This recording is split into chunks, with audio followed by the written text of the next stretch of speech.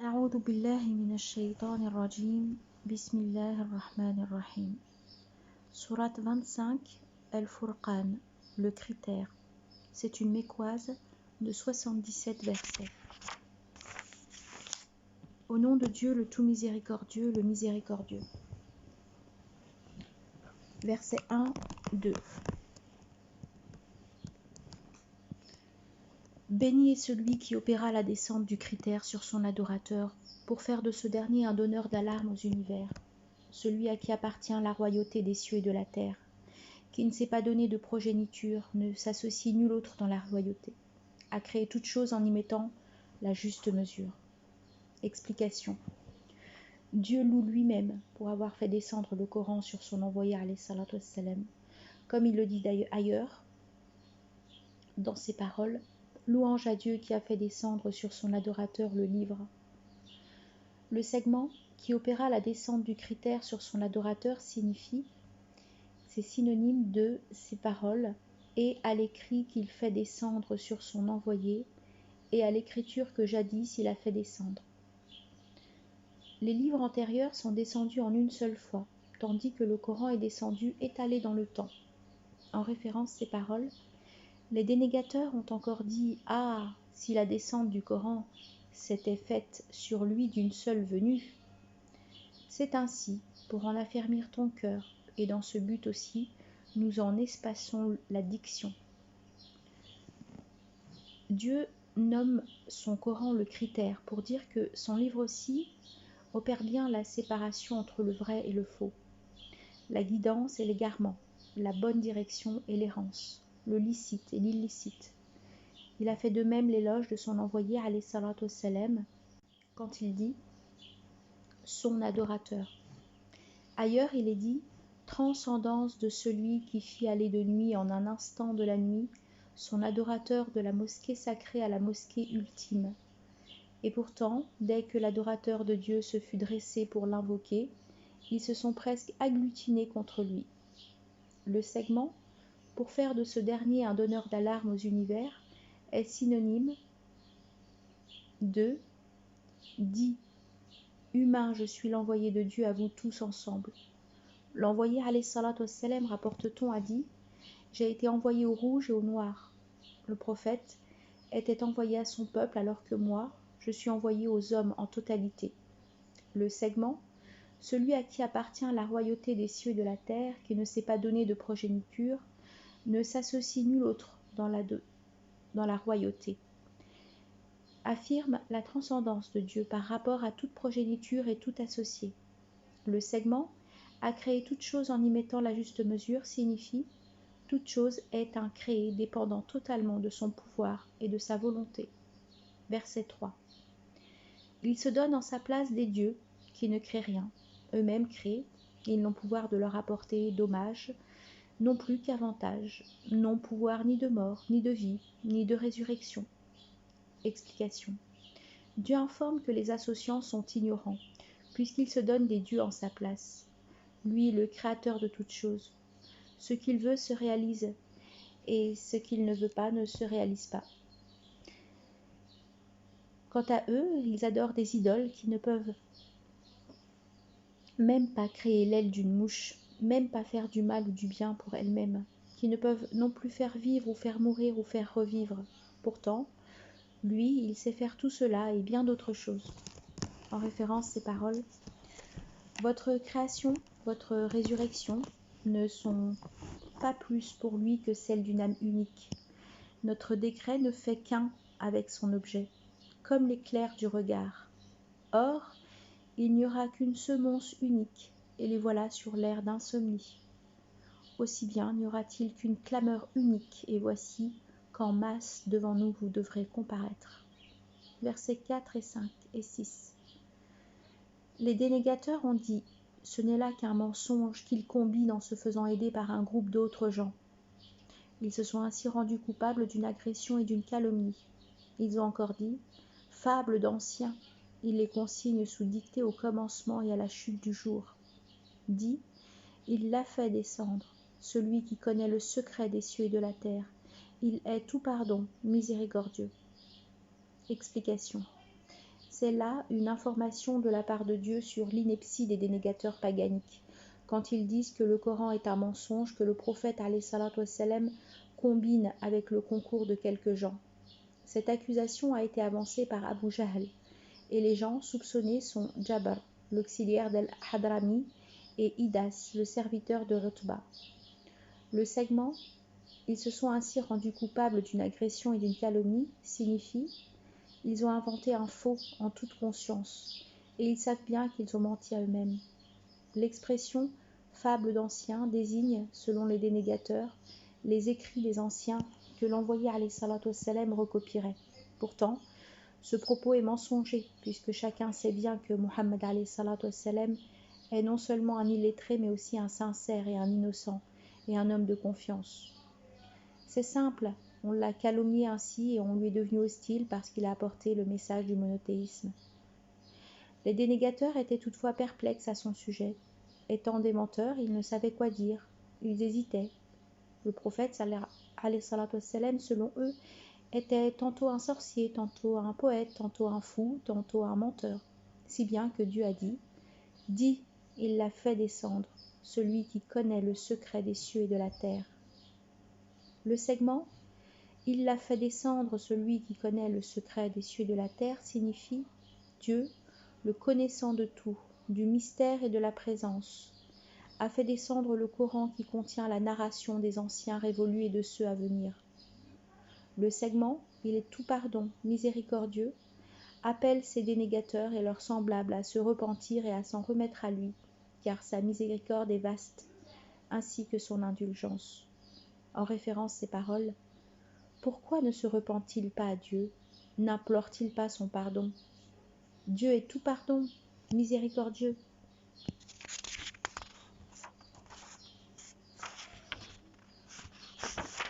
Versets 7, 8, 9, 10, 11, 12, 13, 14.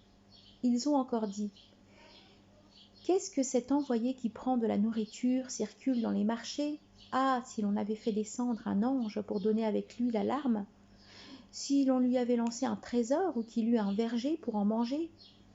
Et c'est inique de dire « Vous ne faites que suivre un homme ensorcelé.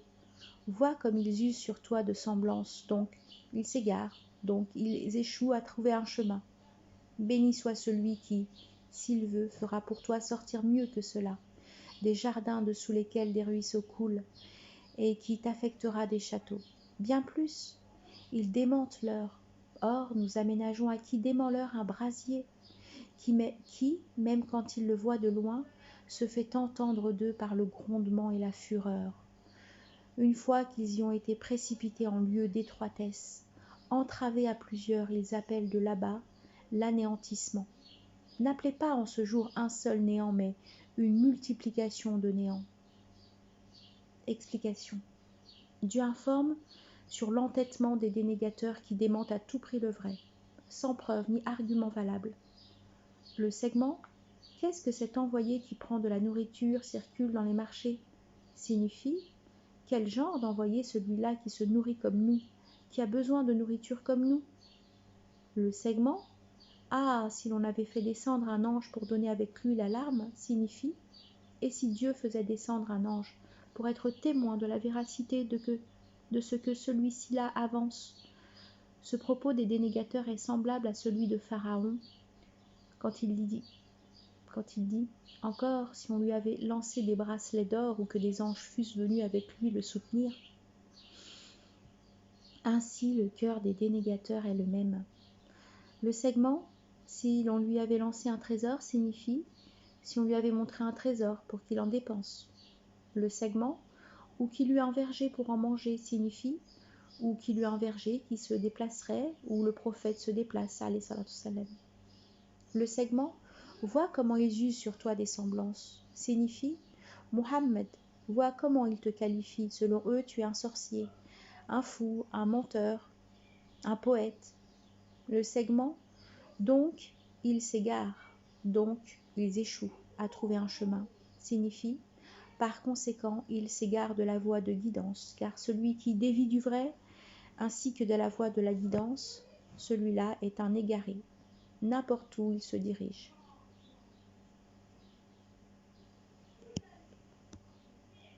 Le verset « Béni soit celui qui, s'il veut, fera pour toi sortir mieux que cela, des jardins dessous lesquels des ruisseaux coulent, et qui t'affectera des châteaux » signifie « Mohammed, si je voulais, je te donnerais dans ce monde mieux que ces dénégateurs disent. » Mujahid dit « Les Qurayshites appelaient château toute demeure construite en pierre, qu'elle soit grande ou petite. » Le segment « Bien plus, ils démentent l'heure » signifie « Les dénégateurs disent par entêtement et non par clairvoyance que l'heure n'existe pas. » Leur démenti du jour de la résurrection les porte à proférer ainsi un tel propos. Le segment qui, même quand ils le voient de loin, signifie « même quand les dénégateurs voient le feu de l'endroit où se tient le rassemblement ». Dans sa description de la Géhenne, Dieu dit aussi « Quand ils y sont précipités, ils entendent d'elle un grondement, celui de son ébullition. » Ubayd ben Umar dit « La Géhenne gronde d'un tel grondement qu'aucun ange rapproché ni prophète envoyé ne resteront debout.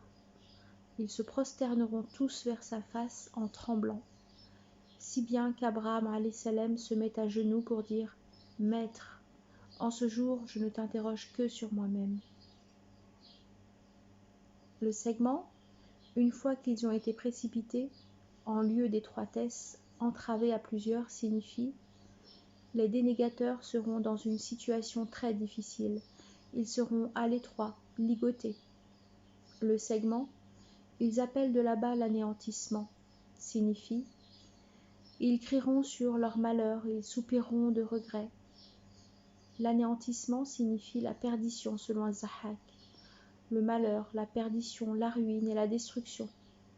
Moïse alayhi salam avait dit à Pharaon « Et moi, je pense vraiment, Pharaon, que tu vas être exterminé. » Versets 15 et 16 dit « Cela vaut-il mieux ou bien le jardin d'éternité promis à ceux qui se prémunissent, comme leur rétribution et destination? Ils ont là tout ce qu'ils veulent pour l'éternité, promesse due, incombant à ton maître. » Explication. Muhammad dit Dieu en substance. Ce que nous venons de décrire de la destinée des malheureux et de l'accueil qui leur est réservé dans la Géhenne, est-ce que cela vaut mieux ou bien le jardin d'éternité promis par nous comme rétribution et destination aux adorateurs qui obéissent et se prémunissent? Le segment « Ils ont là tout ce qu'ils veulent pour l'éternité » signifie « Ils ont dans le jardin tous les plaisirs, aliments, boissons, vêtements, demeures, véhicules, paysages, et d'autres choses encore inimaginables. Les bienheureux auront tout cela pour l'éternité, sans diminution ni interruption, et sans aucun sentiment de lassitude de leur part. » Le segment « promesse due, incombant à ton maître » signifie « Tout cela constitue la promesse inéluctable et inébranlable. » Mohammed ben Ka'b dit « Les anges demanderont cela pour eux. Maître, fais-les entrer dans les jardins d'Éden que tu leur as promis. » Abu Hazim dit « Au jour de la résurrection, les croyants diront « Notre Maître, pour toi, nous avons agi selon ce que tu nous as ordonné. Réalise-nous ce que tu nous as promis. » Les versets 15-16 rappellent ce qui attend les dénégateurs. En référence à ces paroles, « N'est-ce pas là meilleure provende que l'arbre de Zarqoum? Nous en avons fait une épreuve pour les iniques. » Versets 17, 18, 19. Le jour où il les rassemblera avant cela, avec ceux-là qu'en place de Dieu ils ont adoré, il dit « Est-ce vous qui avez égaré ces miens serviteurs ou est-ce eux qui se sont égarés du chemin? À ta transcendance, disent-ils, nous n'étions pas fondés à adopter en ton lieu des patrons, mais tu leur as, comme à leur père, accordé jouissance au point qu'ils oublièrent le rappel et ne furent plus qu'un peuple à l'abandon. De la sorte, eux-mêmes vous démentent par vos allégations. Vous ne trouverez pas d'esquive, non plus que de secours. Quiconque parmi vous est inique, nous lui ferons goûter un terrible châtiment. » Explication. Dieu informe sur la vitupération que les associants subiront le jour de la résurrection pour avoir adoré en sa place des anges ou d'autres créés. Le segment, avec cela qu'en place de Dieu ils ont adoré, signifie ils ont adoré Jésus, Uzaïr, des anges en place de Dieu. Le segment, est-ce vous qui avez égaré ces miens serviteurs ou est-ce eux qui se sont égarés du chemin? Est la question que Dieu posera aux adorés. Dieu pose la même question à Jésus alayhi salam. En référence à ces paroles, lors Dieu dit « Jésus, fils de Marie, est-il vrai que tu aies dit aux hommes « Tenez-moi ainsi que ma mère pour deux dieux en place de Dieu ?» À ta transcendance, dit Jésus. Il n'est pas en mon pouvoir de m'arroger ce qui n'est point à moi en vérité. Le verset 18 est la réponse que ces adorés donneront le jour de la résurrection, ce qui signifie « Les gens, dans leur totalité, n'ont aucun droit d'adorer quelqu'un en dehors de toi. Nous ne les avons pas conviés à agir ainsi. Ils l'ont fait de leur propre chef. Nous en sommes innocents. » Le segment « Mais tu leur as, comme à leur père, accordé jouissance au point qu'ils oublièrent le rappel et ne furent plus qu'un peuple à l'abandon » signifie « L'existence a si longtemps duré pour eux qu'ils ont oublié ce que tu as fait descendre sur tes envoyés, en l'occurrence l'appel du monothéisme, et qu'ils furent des perdus, selon Ibn Abbas, des gens démunis de tout bien, selon Al-Hassan. Le segment, de la sorte eux-mêmes, ils vous démentent par vos allégations, signifie ceux que vous adoriez en place de Dieu vous démentent en ce que vous prétendez. En référence à ces paroles, et quand les humains seront rassemblés, ennemis ils leur seront, et leurs adorateurs ils renieront. Le segment, vous ne trouverez pas d'esquive non plus que de secours, signifie ils ne pourront alors plus détourner le châtiment d'eux, non plus que de trouver une quelconque aide. Le segment, quiconque parmi vous est inique, nous lui ferons goûter un châtiment terrible, est un avertissement à quiconque donne un associé à Dieu. Verset 20. Nous n'avons pas envoyé avant toi d'envoyés, qu'ils ne prennent de la nourriture, ne circulent dans les marchés. Nous avons fait des uns parmi vous une tentation pour les autres. Êtes-vous capable de patience? Ton maître est clairvoyant. Explication. Dieu informe sur ce qu'il en est de tous ses envoyés. Tous sont des humains comme les humains. Ils se nourrissaient, ils fréquentaient les marchés pour vivre de leur labeur. Mais Dieu les a élus et honorés par le message, les miracles, les bonnes qualités morales, les bonnes paroles et les actions parachevées. Ce verset est synonyme de « Nous ne faisions pas de ces hommes des corps dispensés de manger ». Le segment « Nous avons fait des uns parmi vous une tentation pour les autres » signifie « Nous vous avons éprouvés les uns par les autres pour savoir qui obéit et qui désobéit ». C'est pourquoi il est dit « Êtes-vous capable de patience ?» Le segment « Ton maître est clairvoyant » signifie « Dieu voit bien qui mérite de recevoir la révélation. Dieu sait mieux que quiconque où loger son message. » Versets 21, 22, 23, 24. Ceux qui n'aspirent point à notre rencontre ont encore dit « Si l'on ne fait descendre sur nous les anges ou que nous ne voyons notre maître. » Mais c'est sans trop à croire, impudente est leur impudence. Le jour où ils verront les anges, ce ne sera pas une bonne nouvelle, ce jour-là, pour les criminels. Alors ils diront « Asile inviolable ». Nous nous penchons sur ce qu'ils ont pu agir d'action, et nous en faisons poussière dansante. Les compagnons du jardin, ce jour-là, sont gratifiés d'un gîte meilleur, d'une plus belle méridienne. Explication. Dieu informe sur l'entêtement des dénégateurs qui ont osé dire tout cela. Le segment « Si l'on ne fait descendre sur nous les anges » signifie que les anges nous apportent le message comme ils le font avec les prophètes. En référence à ces paroles, ils disent « Nous n'y croirons pas avant d'être gratifiés de ce dont le furent les envoyés de Dieu. Les anges doivent venir à nous pour que nous les voyions directement et pour qu'ils donnent leur témoignage à propos de Muhammad. » En référence à ces paroles, « Si tu nous amenais Dieu et les anges par légion. » C'est pourquoi ces dénégateurs ont continué dans leur extravagance. « Ou que nous ne voyons notre maître, disait-il. » Le segment « Le jour où ils verront les anges, ce ne sera pas une bonne nouvelle, ce jour-là pour les criminels. » signifie Le jour où les anges se manifesteront pour eux, ce sera déjà trop tard pour eux. Cette manifestation se fait au moment où le dénégateur rend l'âme. À ce moment précis, les anges informent le dénégateur de sa funeste destination. À ce moment, les anges disent au dénégateur « Sors donc, vilaine âme, se trouvant dans ce corps vilain ». En référence, ces paroles « Ah, si tu voyais les anges, quand ils recouvrent les dénégateurs, les frapper de face et par derrière. Ah, si tu voyais les iniques en proie au tourbillon de la mort et les anges étendant leurs mains. » À l'opposé, le croyant, au moment de rendre l'âme, recevra la bonne nouvelle. En référence, ces paroles « Tandis que ceux qui disent « Nous n'avons que Dieu pour maître » et de plus vont dans la rectitude, les anges sur eux posent. « N'ayez crainte ni deuil, leur disent-ils, réjouissez-vous du jardin qui vous fut promis. » Les anges diront « Sors, ô âme bonne se trouvant dans ce corps bon. » Mujahid et Zahak disent « Cette annonce des anges se produira le jour de la résurrection. » Ces deux avis ne se contredisent pas, car l'annonce se fait dans les deux dates, le jour de la mort et le jour du rendez-vous. Donc, les anges se manifesteront pour annoncer la bonne nouvelle aux croyants et la mauvaise aux incroyants. Le propos « Asile inviolable » est le propos que les anges diront aux dénégateurs. Le verset « Nous nous penchons sur ce qu'ils ont pu agir d'action et nous en faisons poussière dansante » se produira le jour de la résurrection, quand Dieu jugera chacun selon ses actions. Les associants n'auront rien de bien à leur actif, parce que leurs actions n'auront pas été vouées à Dieu l'unique. Leurs actions partiront comme poussière dansante.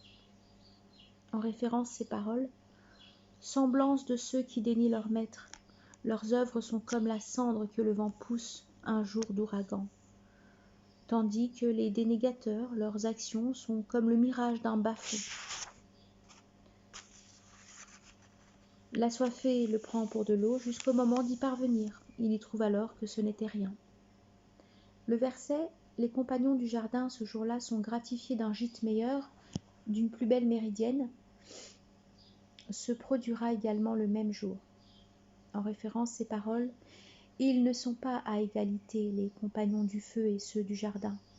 Les compagnons du feu sont eux, les compagnons du jardin sont eux, les glorifiés. Les croyants seront donc conduits au jardin dans les degrés élevés, dans des appartements paisibles. En référence ces paroles, ils y seront pour l'éternité dans la splendeur du séjour et du gîte.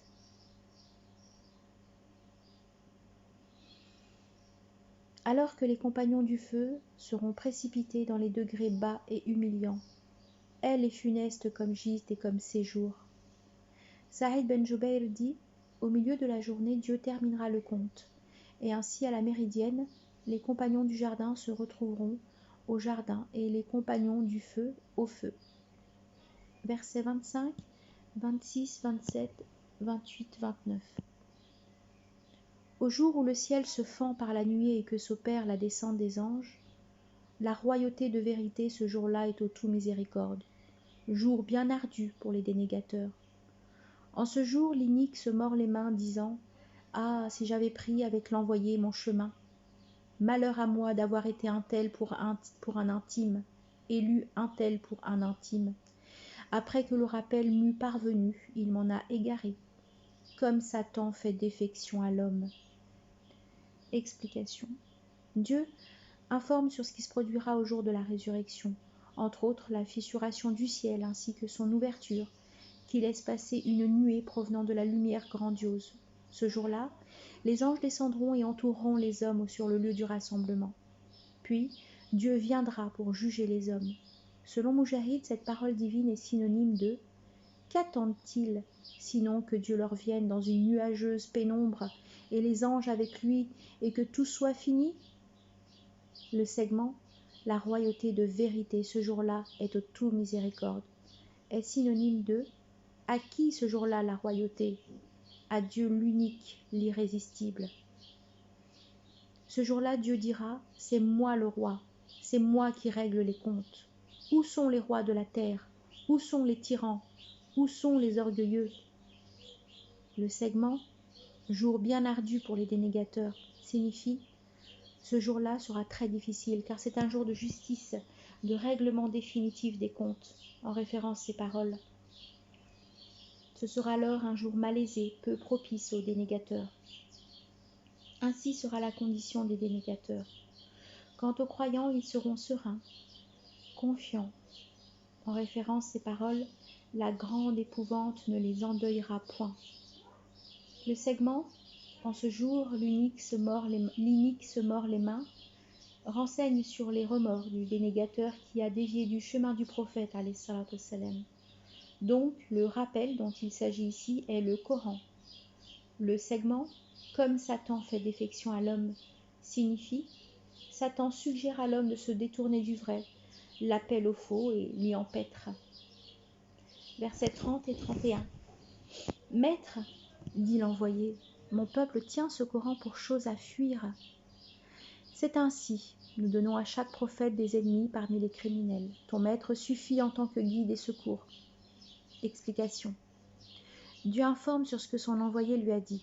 Ailleurs, Dieu montre l'agissement des dénégateurs.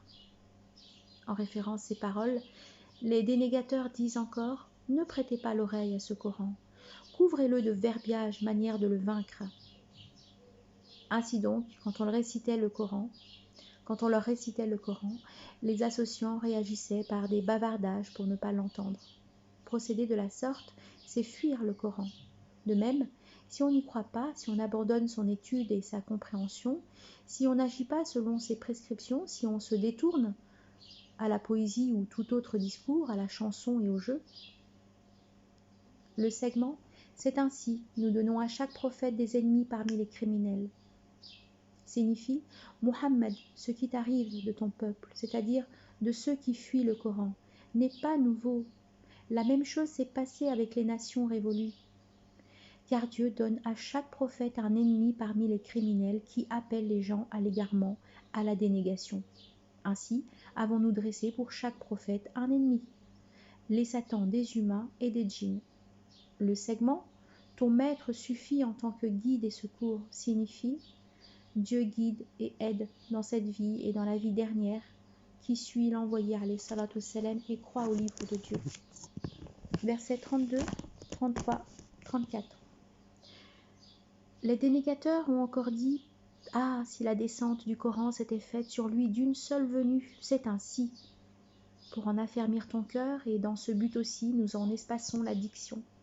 Et puis, l'on ne te saisit de nulle semblance que nous t'apportions le vrai, avec plus beau qu'elle en déploiement. Ceux qui sont rassemblés sur la face en direction de la Géhenne, ceux-là, pire est leur place et plus erratique leur chemin. Explication.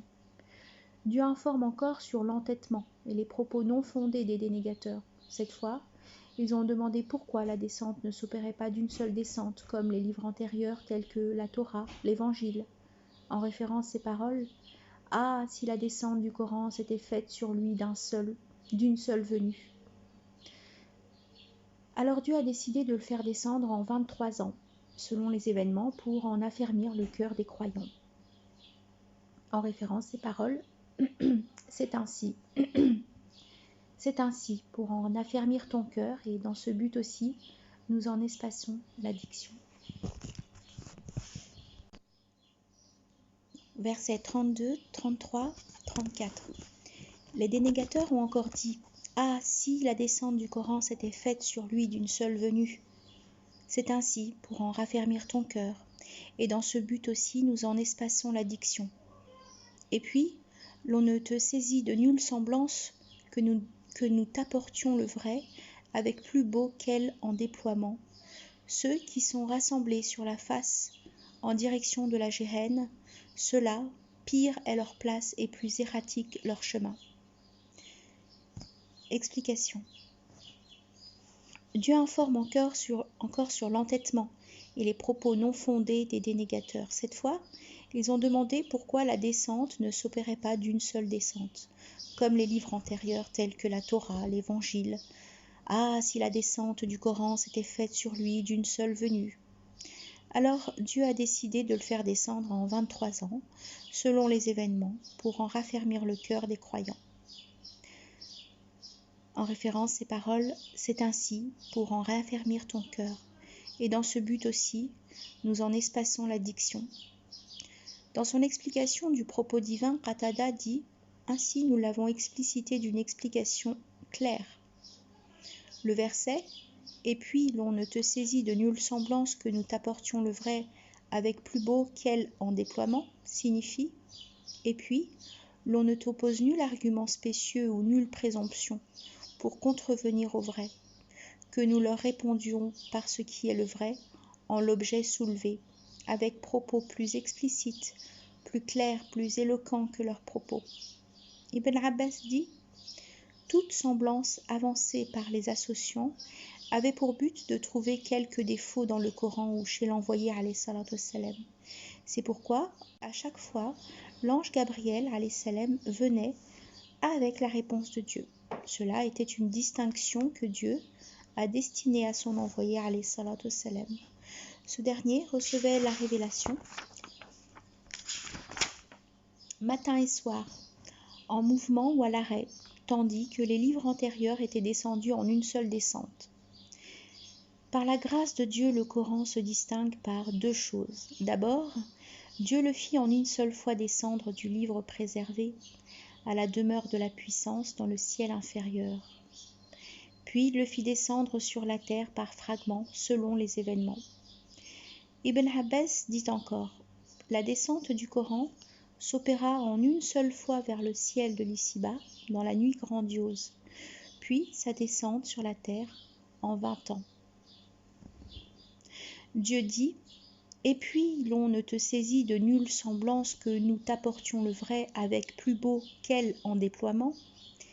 Il dit également, sous la forme d'un Coran que nous échelonnons pour que tu le récites aux hommes dans la durée, nous le faisons descendre d'une descente graduelle. Le verset « Ceux qui sont rassemblés sur la face en direction de la Géhenne, ceux-là pire est leur place et plus erratique leur chemin » montre comment les dénégateurs seront conduits à la Géhenne. Ils seront emmenés d'une manière humiliante. D'après Anas, un homme demanda à l'envoyé alayhi salatu wassalam « Comment le dénégateur sera-t-il rassemblé sur sa face au jour de la résurrection ?» Et l'envoyé de dire alayhi salatu wassalam, celui qui le fait marcher sur ses pieds est capable de le faire marcher sur sa face le jour de la résurrection. Versets 35, 36, 37, 38, 39, 40. Oui, nous avons conféré à Moïse le livre et commis avec lui son frère Aaron comme assistant. Nous dîmes, allez tous deux vers le peuple qui dément nos signes. Après quoi, nous les détruisîmes de fond en comble. Et le peuple de Noé, quand il eut démenti les envoyés, nous les engloutîmes pour faire d'eux un signe à l'usage des humains, des hommes. Nous ménageâmes aux iniques un douloureux châtiment, et puis ceux de Had et de Thamoud et les gens de race, avec entre les uns et les autres de multiples générations. Pour chacun d'eux, nous usions de semblance. Et tous, nous les abolîmes d'abolition. Ils sont effectivement passés devant la cité qui reçut la pluie funeste. Ne la distinguait-il pas? C'est plutôt qu'ils n'aspirent pas à la résurrection. Explication. Dieu adresse sa menace de châtiment aux associants de Quraysh qui démentent l'envoyé alayhi salatu wassalam. Il cite d'abord Moïse alayhi salam et son frère Aaron alayhi salam qui ont été envoyés à Pharaon, mais celui-ci les a tous deux démentis. Alors il a été aboli, lui, et son armée. Ensuite, il cite le peuple de Noé qui resta dans la dénégation durant les 950 ans de prédication de Noé alayhi salam. Alors, ce peuple a été aboli. Puis il cite le sort final des Had, des Thamoud et des gens de race. L'identité de ces derniers fait diverger les exégètes. Ce sont les habitants d'une des cités thamoudites, selon Ibn Abbas. Ce sont des habitants de Falj, les gens de Yassin, selon Ikrima. Falj est une cité à El Yamama, selon Qatada. Ra, c'est un puits où ils ont enseveli leurs prophètes, selon Ikrima. Le segment « Pour chacun d'eux nous usions de semblance » signifie « Nous leur avons explicité les arguments, éclairci les preuves, écarté les excuses. » Le segment « Et tous nous les abolîmes d'abolition » est synonyme de « Combien de générations n'avons-nous pas aboli de la sorte depuis Noé ?» Le segment « Ils sont effectivement passés devant la cité qui reçut la pluie funeste » est synonyme de « Et alors nous détruisîmes les autres en faisant pleuvoir sur eux une pluie, funeste pluie, sur ceux qu'avait touché l'alarme. » Cette cité est Sodome, celle du peuple de Lot, que Dieu avait abolie avec le renversement et une pluie de pierres. Le segment « Ne la distinguait-il pas ?» signifie « Ne la voyait-il pas pour s'édifier sur le châtiment qui abolit ses habitants en raison de la désobéissance aux ordres de Dieu ?» Versets 41, 42, 43, 44.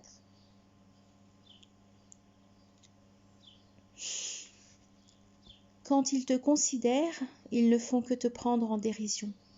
Est-ce bien là celui que Dieu nous dépêche comme envoyé ? De peu s'en serait fallu qu'il ne nous égarât de nos dieux, si nous n'avions été pour eux patients. Ils sauront quand ils verront le châtiment qui se sera le plus égaré du chemin. Prétends-tu que celui qui s'est donné pour Dieu sa propre passion, tu aurais à te faire son répondant ? Crois-tu que pour la plupart les entendent ou bien raisonnent ? Ils sont seulement comme les troupeaux et plus faciles à perdre le chemin. Explication. Dieu informe sur les moqueries des associants quand il voit le prophète alayhi salatu wassalam. Le segment « Quand ils te considèrent, ils ne font que te prendre en dérision » est synonyme de « Quand les dénégateurs te voient, ils ne te prennent qu'en dérision ». Le segment « De peu s'en serait fallu qu'il ne nous égarât de nos dieux » signifie « Selon eux, le prophète alayhi salatu wassalam a failli les détourner de l'adoration des idoles ». Le verset 42 menace les dénégateurs d'un châtiment douloureux. Avec le verset 43, Dieu avertit son prophète alayhi salatu wassalam que personne ne peut guider celui à qui Dieu a prédestiné le malheur et l'égarement. En référence ces paroles, est-ce que celui pour qui se parle la méchanceté de son action au point de la trouver belle ?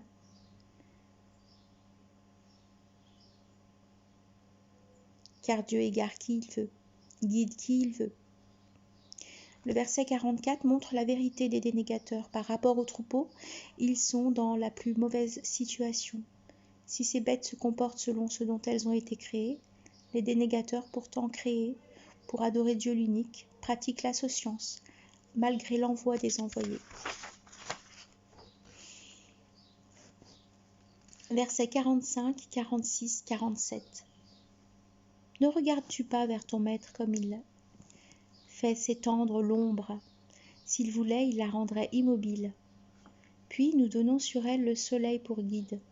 Et puis encore, nous la reployons à nous facilement. C'est lui qui pour vous fait de la nuit une vêture, de sommeil une pause, du jour une résurrection.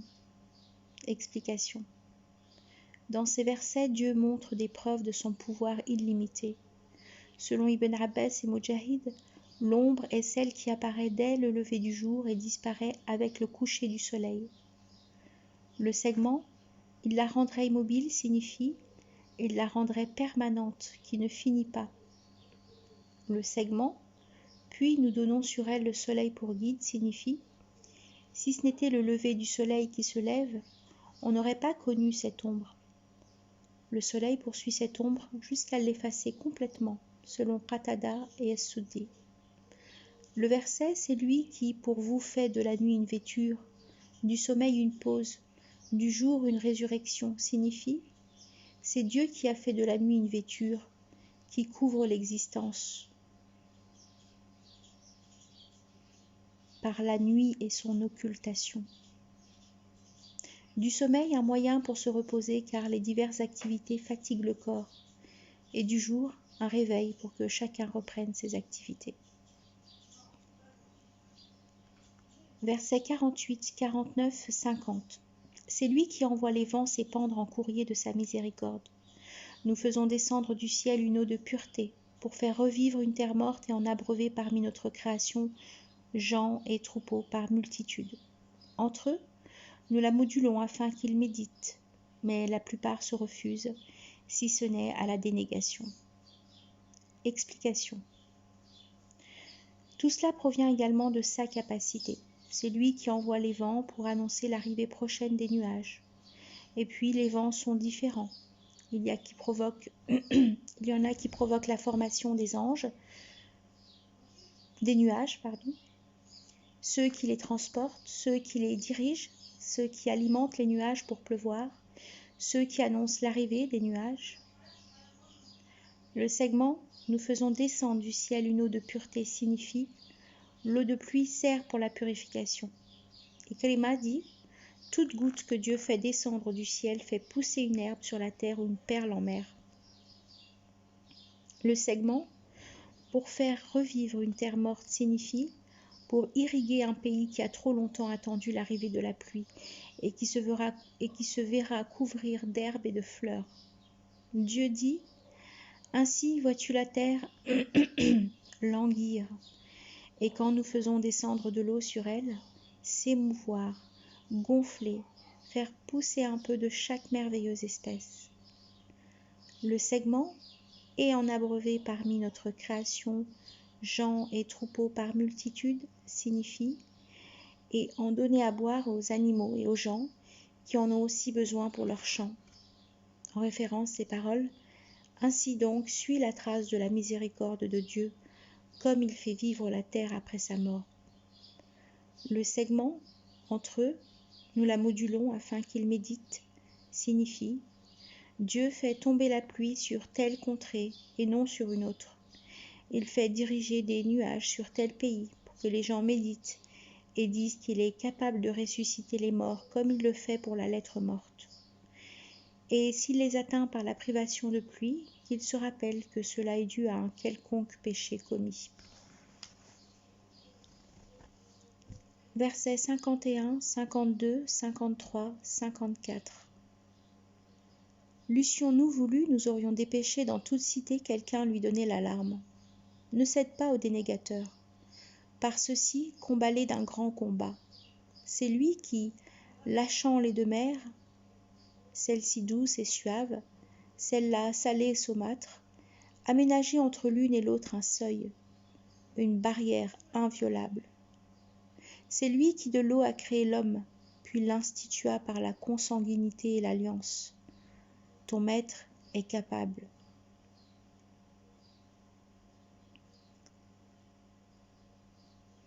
Le verset « L'eussions-nous voulu, nous aurions dépêché dans toute cité quelqu'un lui donner l'alarme » appelle les hommes à l'adoration de Dieu l'unique.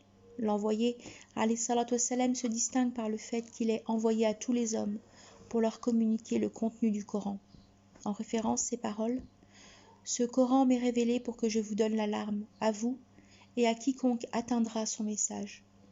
Dis, humain, je suis l'envoyé de Dieu à vous tous ensemble. » Le prophète alayhi salatu wassalam, rapporte-t-on, a dit « Je suis envoyé au rouge et au noir. » Le pronom « ceci » signifie le Coran.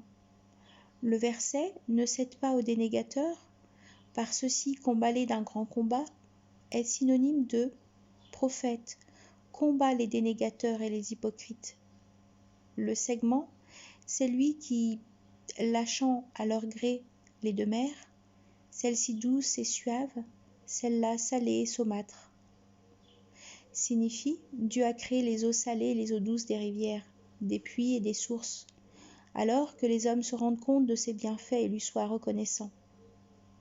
Le seuil et la barrière inviolable dont il s'agit sont la terre ferme, qui est là pour empêcher la rencontre des eaux douces et des eaux salées. En référence ces paroles, il a lâché les deux mers pour se rejoindre, avec entre elles un seuil à ne pas enfreindre. Lui qui interpose un seuil entre les deux mers, avec Dieu peut-il y avoir un Dieu ? Mais la plupart ne le savent pas. Le segment, c'est lui qui de l'eau a créé l'homme. C'est Dieu qui crée l'homme d'un peu de liquide, puis le parfait dans une constitution complète. Le segment, puis l'institua par la consanguinité et l'alliance. signifie au début de sa vie, l'homme naît enfant, fils ou fille, puis se marie pour devenir un allié qui a des beaux parents, des beaux frères, des belles sœurs, etc. Tout cela grâce à un peu de liquide. C'est pourquoi Dieu conclut de la sorte. Ton maître est capable.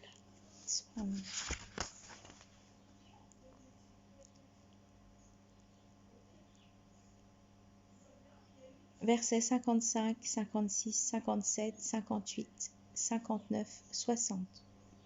Et pourtant ils adorent en place de Dieu cela qui ne leur apporte ni dommage ni avantage. Le dénégateur contre son maître prend parti.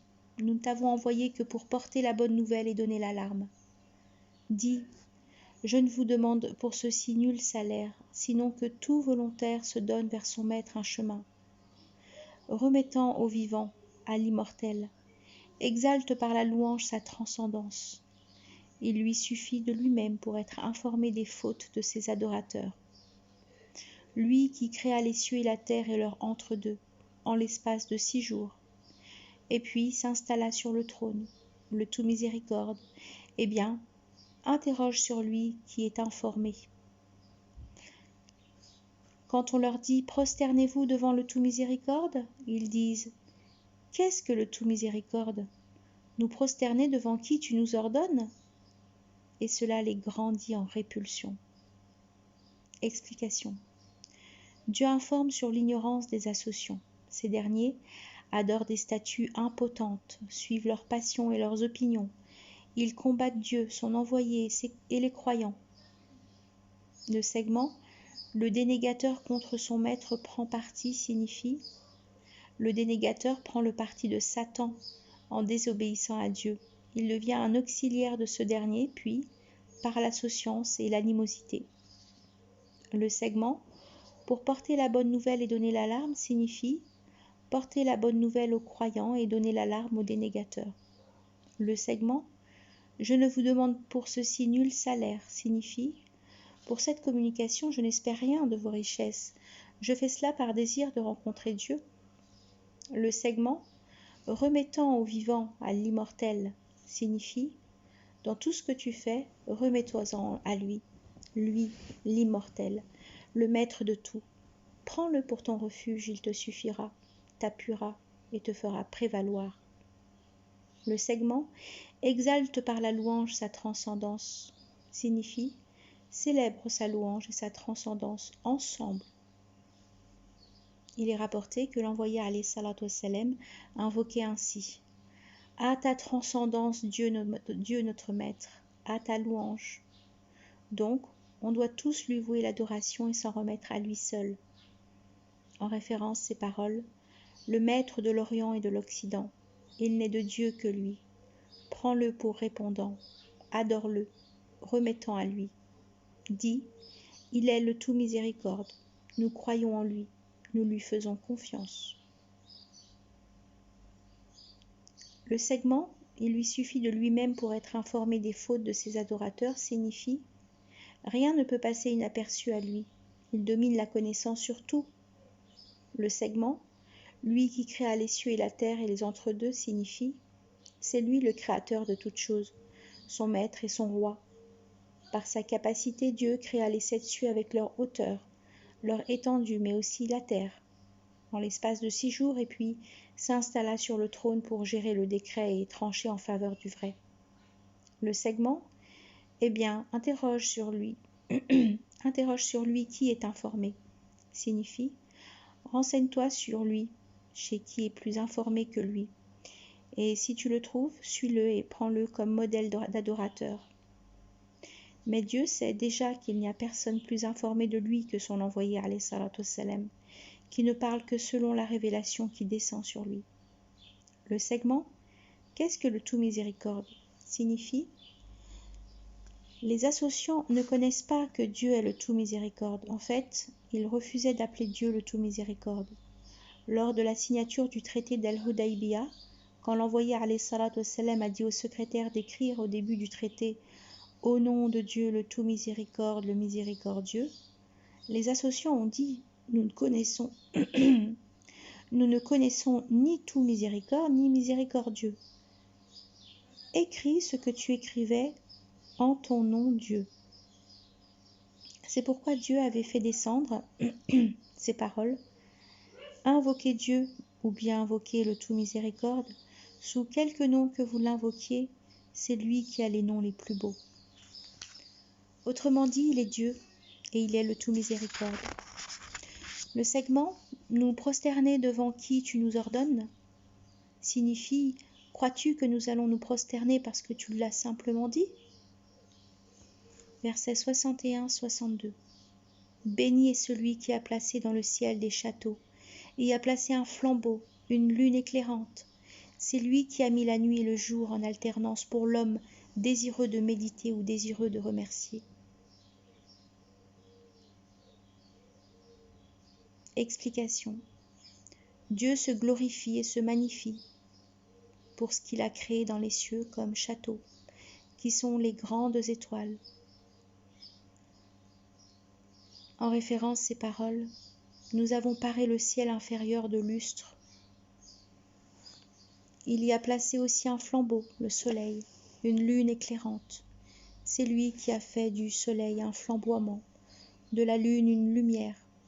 Il a établi en eux comme lumière la lune, comme flambeau le soleil. Le segment, c'est lui qui a mis la nuit et le jour en alternance, signifie Dieu les a créés de sorte que l'un poursuit l'autre sans répit. Il met à votre service le soleil et la lune en leur persévérance.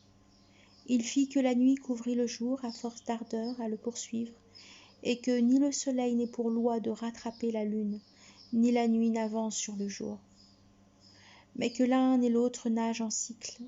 Le segment, pour l'homme désireux de méditer ou désireux de remercier, signifie Dieu a ainsi créé la nuit et le jour pour que ses adorateurs l'adorent. De cette façon, l'adorateur peut rattraper dans le jour l'action non faite dans la nuit, ou rattraper dans la nuit l'action non faite durant le jour. L'envoyé alayhi salatu wassalam, rapporte-t-on, a dit Dieu tend sa main la nuit pour que se repentisse le fautif du jour, et tend sa main le jour pour que se repentisse le fautif de la nuit. Versets 63, 64, 65, 66, 67. Les adorateurs du tout miséricorde sont ceux qui vont par la terre modestement. Si des ignorants les interpellent, ils disent « Salut ». Ceux qui passent la nuit à se prosterner et à se redresser pour leur maître, ceux qui disent « Notre maître détourne de nous le châtiment de la géhenne », son châtiment est permanent, elle est funeste comme gîte et comme séjour. Ceux qui, lorsqu'ils font dépense, ne se montrent ni prodiges, ni ladres, mais qu'il y a entre ceci et cela juste mesure. Explication. Voici les qualités des adorateurs de Dieu. Dans la rue, ils marchent modestement, sereinement, dignement, sans orgueil. En référence à cette parole, ne marchent pas sur la terre avec ostentation. S'ils sont interpellés par des ignorants avec des propos malveillants, ils ne leur répondent pas avec des propos semblables au contraire. Ils pardonnent et ne disent que du bien. L'envoyé alayhi salatu wassalam se comportait ainsi. La rudesse de l'ignorant ne l'augmentait qu'en indulgence pour le fautif. Dieu dit également « Et s'ils entendent le verbiage, ils s'en détournent ». Le verset « Ceux qui passent la nuit à se prosterner et à se redresser pour leur maître » signifie « ceux qui passent la nuit à l'adorer ». En référence à ces paroles, rien qu'un peu de la nuit, ils s'assoupissaient. Dès avant l'aube, leur pardon implorait. Ceux qui détachent leurs flancs de leur couche pour invoquer leur maître dans la crainte et l'appétence. Quoi ? Celui qui fait dévotion à telles heures de la nuit, et se prosterne et se redresse, a souci de la vie dernière, soupire après la miséricorde de son maître. C'est pourquoi Dieu dit « Ceux qui disent « Notre maître » détournent de nous le châtiment de la géhenne. son châtiment est permanent. Le prophète alayhi salatu wassalam, rapporte-t-on, a dit: il y aura dans la Géhenne un adorateur qui, durant 1000 ans, appellera: ô tendre, ô généreux. Alors Dieu dira à Gabriel: va et ramène-moi mon adorateur-ci. Gabriel partira et trouvera les compagnons du feu inclinés en pleurs. Puis il reviendra en informer son maître. Dieu lui dira: ramène-le-moi, il est à tel endroit. Gabriel le ramènera.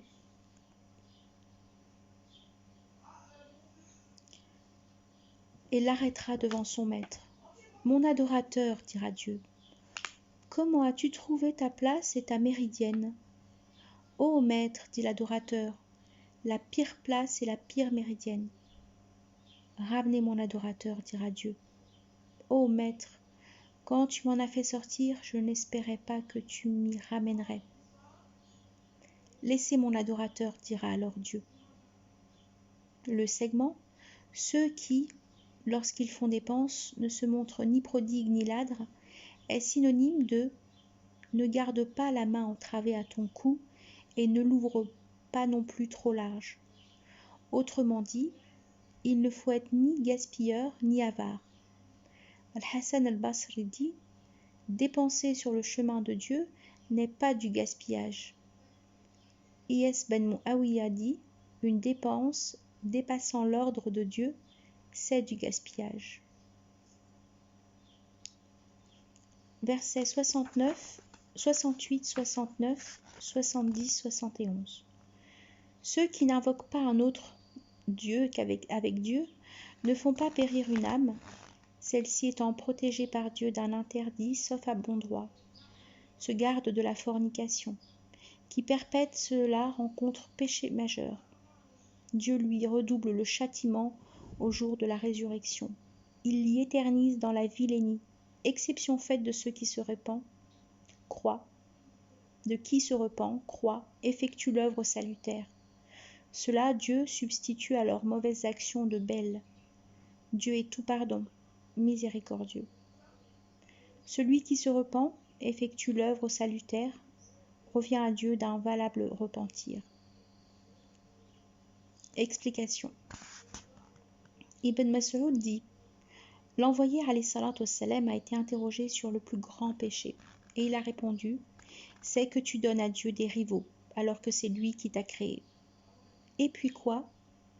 Que tu tues ton enfant de crainte qu'il mange avec toi. Et puis quoi?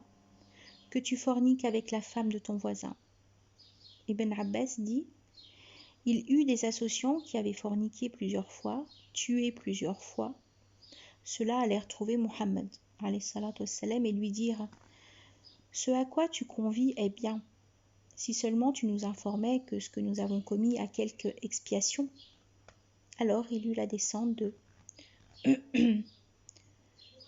ceux qui n'invoquent pas un autre Dieu avec Dieu ne font pas périr une âme, celle-ci étant protégée par Dieu d'un interdit sauf à bon droit, se garde de la fornication. Qui perpètre cela rencontre péché majeur. Et la descente de ô mes adorateurs, vous qui tellement fûtes outranciers contre vous-même, ne désespérez pas de la miséricorde de Dieu. Le segment qui perpètre cela rencontre péché majeur signifie: ce criminel-là obtiendra la rétribution adéquate. Le segment, exception faite de qui se repent, croit, effectue l'œuvre salutaire, signifie que cela éloigne le châtiment de qui a commis ces crimes puis s'est repenti sincèrement dans la vie d'ici-bas parce que Dieu se repent sur lui. Ce segment donne la preuve que la repentance du tueur est valable et il n'y a pas de contradiction entre ce segment et le verset « quiconque tue un croyant intentionnellement », etc. Le segment « cela Dieu substitue à leurs mauvaises actions de belles, Dieu est tout pardon, miséricordieux » signifie « ce sont les croyants qui, avant de devenir croyants, commettaient les mauvaises actions. Alors Dieu les a guidés au bel, leur a donc mis à la place des mauvaises les belles, selon Ibn Abbas. Dieu leur a remplacé l'adoration des idoles par l'adoration du tout miséricorde, le combat contre les musulmans par le combat contre les associants, le mariage avec les femmes associantes par le mariage avec les femmes musulmanes. Saïd ben Jubayr dit, selon Saïd ben Jubayr, Dieu leur a remplacé l'action mauvaise par l'action justifiée, l'associance par la religion foncière, la déviance par la chasteté, la dénégation par la soumission, selon Al-Hassan al-Basri. Cela se fera dans la vie dernière, selon Ali ben al-Hussein. Dieu les leur pardonnera et il les remplacera par des bonnes, selon Makoul. Le verset, celui qui se repent, effectue l'œuvre salutaire, revient à Dieu d'un valable repentir, informe sur la miséricorde divine qui est générale à tous ses adorateurs. En référence ces paroles, ne savait-il pas que Dieu seul peut accepter le repentir de ses adorateurs ? Dis, ô mes adorateurs, vous qui tellement fûtes outranciers contre vous-mêmes, ne désespérez pas de la miséricorde de Dieu.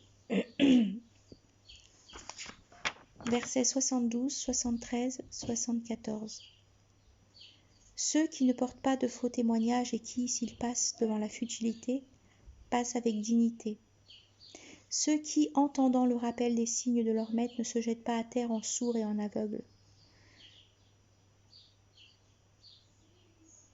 Ceux qui disent notre maître, accorde-nous fraîcheur des yeux en nos épouses et nos progénitures, et fais de nous un modèle pour ceux qui veulent se prémunir. Signification. Voici aussi les qualités des adorateurs du tout miséricorde. Le prophète, alayhi salatu wassalam, rapporte-t-on, a dit pour 3 fois, ne vous informerai-je sur les plus grands des péchés? Certes oui, ô envoyé de Dieu, dîmes-nous. Donner à Dieu un associé, désobéir au père et mère, et le faux propos, et le faux témoignage.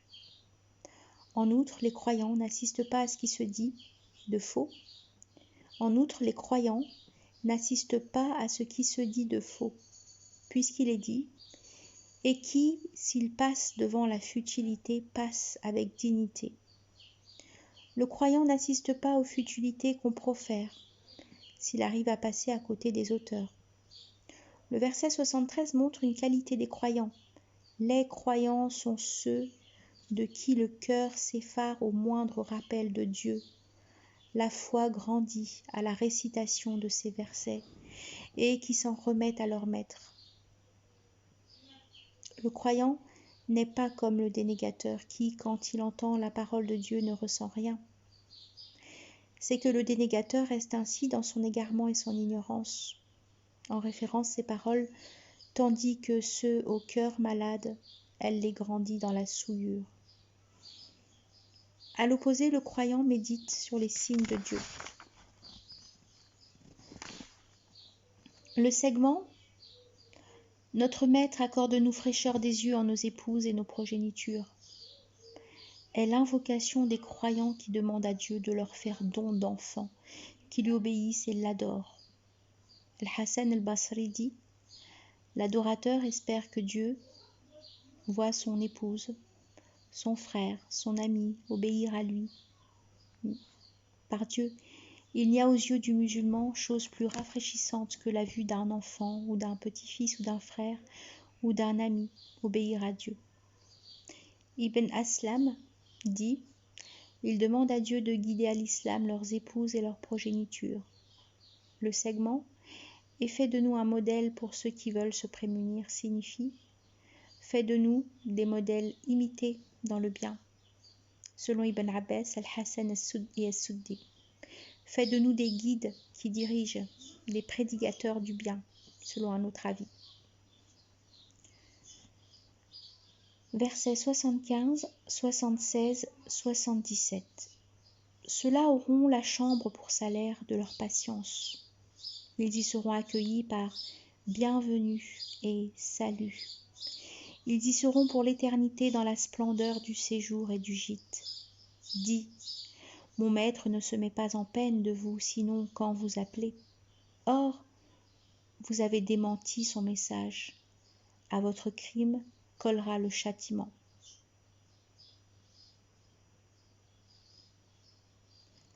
Explication. Dieu promet la chambre, ça signifie le jardin. À ceux-là qui se distinguent par ses qualités, le jardin est appelé ainsi parce qu'il se trouve à l'étage supérieur. À leur arrivée devant les portes du jardin, ils recevront bel accueil de la part des anges.